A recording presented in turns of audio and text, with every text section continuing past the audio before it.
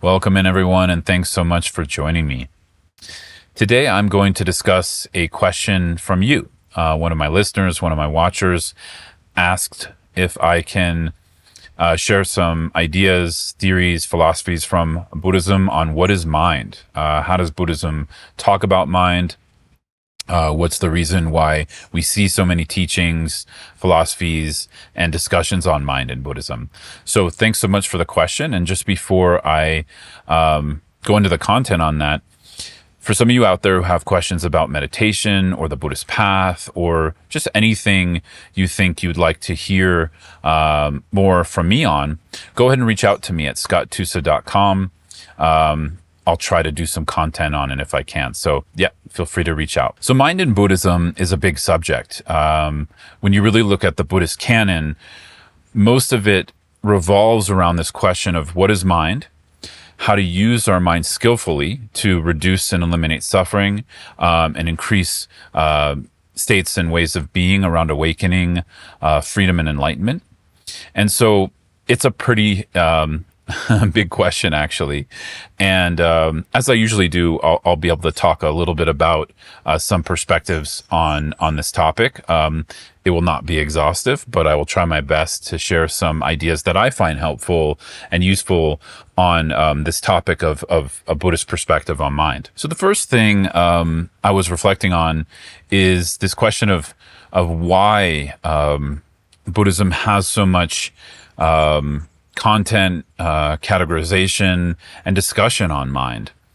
And one of the key themes you can see again and again in the Dharma is this discussion that mind is primary. And what that means is that all other actions follow from mind. So the theory here is that any actions of our physical body as well as our speech first start as an idea, a thought, a memory, maybe you can even say like a habitual pattern that's stored in this thing called mind.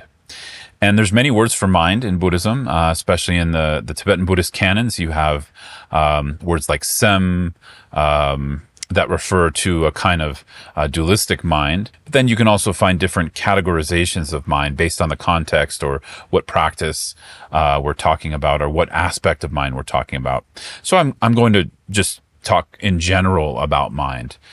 And starting with this idea that mind is primary and all actions of body and speech follow from mind. This initial idea that's put forth is meant as a reflection. It's also meant to empower us. As when we recognize that we have agency in working with our mind, it then follows that we have agency in what we do with our body and speech. So this is one of the reasons it's primary in Buddhism, and that we talk about mind as this kind of state that all other actions follow from. So I just want to share a reflection that you can take away from this content initially, which is, just reflecting on your own life. Depending on what states of mind that are coming up for you within the day, what thoughts are arising, what emotions are arising, how does that affect your body? How does that affect how you speak to yourself internally or how you speak to others externally? So we can experiment with this a little bit and just see how useful it is to understand the mind. Because if we understand the mind, we gain more agency with or over it. We're able to affect the rest of our actions throughout the day, including our moods, including our inner states, including how we interact and connect with others around us. We're able to affect that in a healthier way. We're able to affect that in a way that can bring more well-being, ease, and happiness. So that's just a reflection for you. Is that true? Experiment with yourself. See how that is. Because a lot of the time, we're confused by the mind. We're confused by our thoughts. We're confused by our emotions, memories, etc. And a lot of this has to do with over-identifying around things. And we'll talk about that a little bit later. But just as an initial reflection, see if you can take that into an open question to reflect on a little bit on how this shows up in your life, how your mind colors your day, how your mind colors your week or month or moment in time. So in this episode, I'm mostly going to talk about the relative aspects of mind and how we can use those in meditation and how we can start to relate to those in a healthier way in our life in general. But mind does get categorized in Buddhism into these two aspects of its absolute nature, its ultimate nature, and then its relative nature. So Buddhist philosophy is full of different kinds of ways of categorizing the relative nature of mind. And we learn to understand and see the destructive qualities of mind, what we normally call klesha or afflictive emotion. We also learn and understand and through meditation learn to see the beneficial qualities of mind when we can develop loving kindness, compassion, patience, these beneficial qualities of mind that we actually encourage within the Buddhist path and within our meditation practice. So in general, there can be, classifications of this with many numbers, etc. So again, I'm not going to go too much into that today. This is more meant for meditators to start to develop a relationship with the basic qualities of mind, and then how to cultivate beneficial qualities of awareness in meditation. So one simple classification to understand our mind a little bit more is to see it in its aspects of thinking, which most of us are in the majority of the day, right? Which also causes us, quite a few problems. And we also need it, right? A lot of our activities revolve around thinking critically, around using our thinking mind in a beneficial way. So thinking itself is not good or bad. But when we are caught in thinking and unable to use it skillfully, but instead we're controlled by it, this can become a problem, obviously. So the other aspects of mind I'm going to name are helpful in that we can start to cultivate ways of working with our mind in meditation that's not just thinking. So the next quality is knowing. And knowing is more of a raw experience. So you could imagine a flower, for instance, or a cup. And you don't have to think, when you initially see that with your eyes, you don't have to think, oh, that's a cup or that's a flower. We just know it. So this is more of a raw quality of the mind that just knows. It's a natural quality where once we have the habit pattern to know a certain object or thing or phenomena, the mind just knows it. We don't have to think to know. So then after knowing, we have this quality of mind we call awareness. And awareness is the main subject of Buddhist meditation. It's what we cultivate. It's what we train or learn to see more as an aspect of mind. And then we strengthen it in meditation. And so awareness is something just like knowing and thinking. It's something we're born with. Every sentient being has an ability to be aware. But normally we don't train it. Normally we are caught in our thinking mind. We're knowing objects, but we're not necessarily aware that we're knowing. So awareness here has a quality of double knowing, that we can be aware that we're knowing something. We can be aware that we're thinking something. Another word I like to use to describe awareness is a sense of watchfulness, right? So not watching. Watching is something a little bit, I think, disconnected, where watchfulness is connected. It's like we're knowing, we're in the experience, but we're also watchful of it at the same time. And this watchfulness, or this sense of awareness of what we're knowing or thinking or experiencing, is this natural quality of mind we try to recognize in meditation. We try to cultivate it or sustain it, and then over time we can strengthen it and learn to abide more in this quality of awareness. So that's this third quality of mind. Now, where does everything come out of? And this really gets more to this question of what is mind. And from a Buddhist perspective, we could say everything comes out of this sense of clear knowing or clarity, right? So clarity here doesn't mean the clarity of awareness or the clarity of knowing or the clarity of thinking. It actually refers to a quality of clarity, that the mind itself is clear, that the mind itself, just like a light in the room, once it's turned on, everything in the room becomes illuminated. Right? So if a light's turned off and it's really dark, but there's a dresser, a bed, paintings on the wall, other kinds of objects in the room, when the light's off, we're not going to even know there's objects in the room, right? Unless we touch them. But just through our eyes, we're not going to be able to see it. So similarly, the mind is like a light that's actually on 24/7, right? Whether we're awake, whether we're sleeping, etc. And this light illuminates all other experience. It's actually this light of mind, this clear or clarity aspect of mind that knowing, awareness, and thinking come from, as well as all other states of mind. So clarity itself is not necessarily a beneficial or destructive thing. It's just there, right? So just as water can take on different colors if we pour, purple food coloring into water or blue food coloring, the water will take on the characteristics of the color.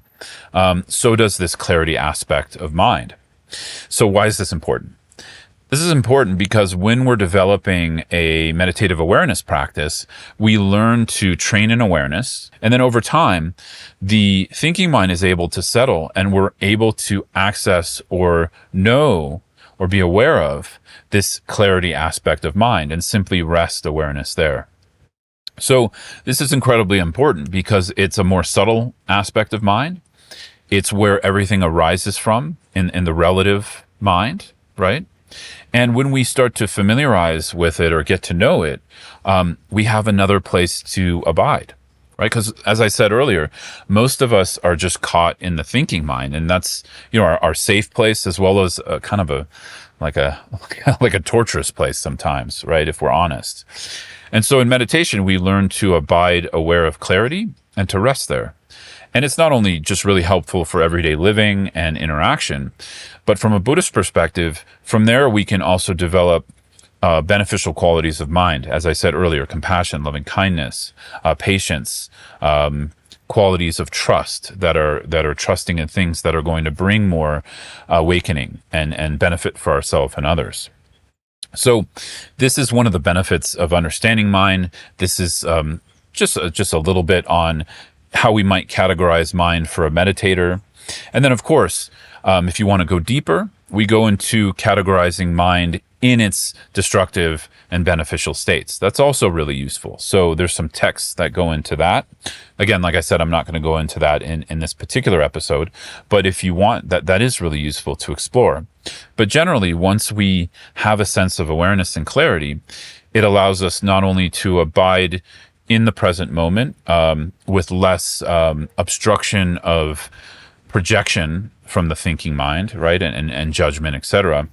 But also, like I said, we can then cultivate beneficial qualities easier because we don't have that judgment and block arising, as sort of we are heavily identifying with our thoughts. So that brings me to, I think, one of the main benefits of training in awareness and accessing and abiding in this clarity aspect of the mind is that most of us, identify strongly with our thoughts and emotions.